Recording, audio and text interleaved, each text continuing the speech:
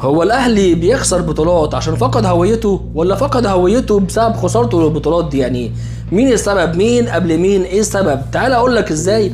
بدايه نرجع لورا شويه، بدايه من موسم 2020. واحد يقول لي يا عم ايه دخل موسم 2020 ان انا اخسر من الترجي النهارده ب 26؟ يا عم اصبر عليا هوضح لك. من موسم 2020 الاداره دي اللي هي من 5 سنين بس، الاداره دي حطت اول مسمار في فقدان الاهلي لهويته جوه الملعب.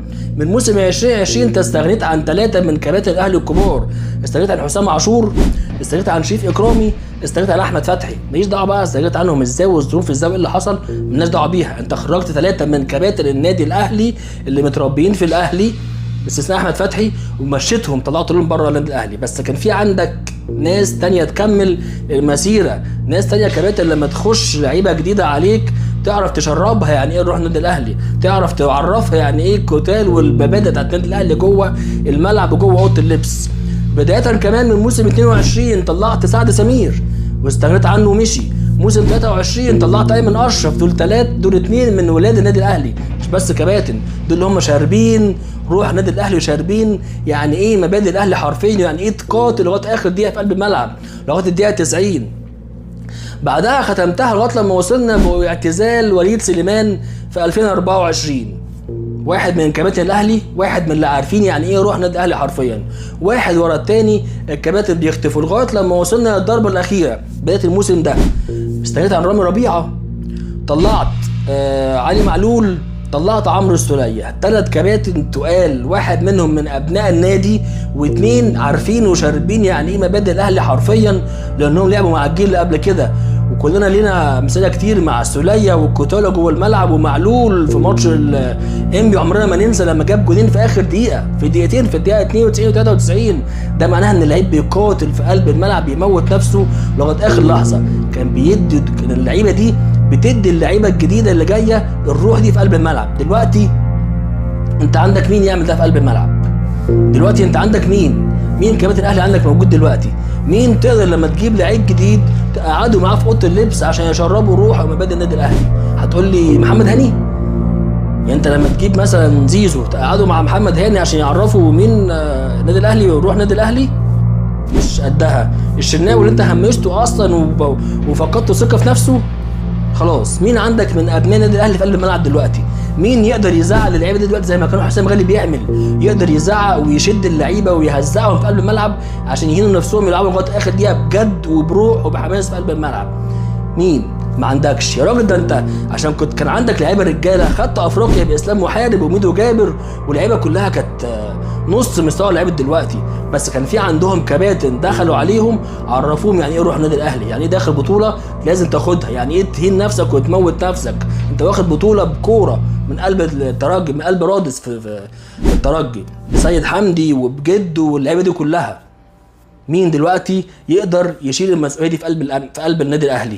ما عندكش.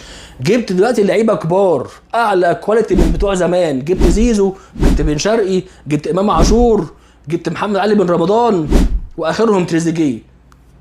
عملوا ايه؟ مين تقدر تقعده معاهم يعلمهم يعني ايه يروح نادي الاهلي في قلب الملعب؟ مين لعيب عندك يقدر من كباتن الاهلي اللي في الملعب يقدر يزعق لهم ويبهدلهم ويهنهم في الملعب عشان يتحركوا؟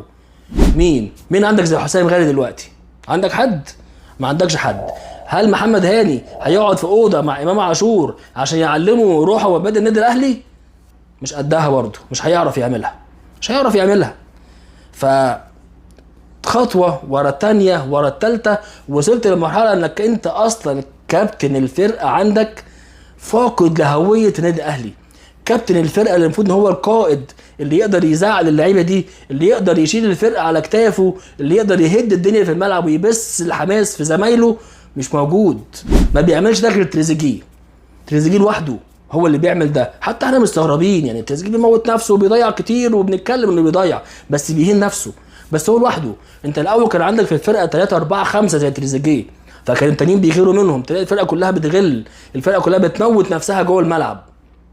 لكن دلوقتي تريزيجيه بيعمل ده لوحده، امام بيتفرج، زيزو بيتمشى، بن شرقي بيحاول، بس مش هيقدر يغير حاجه لوحده، لان الغالبيه بتلعب بدون روح، الغالبيه ما عندهاش دم.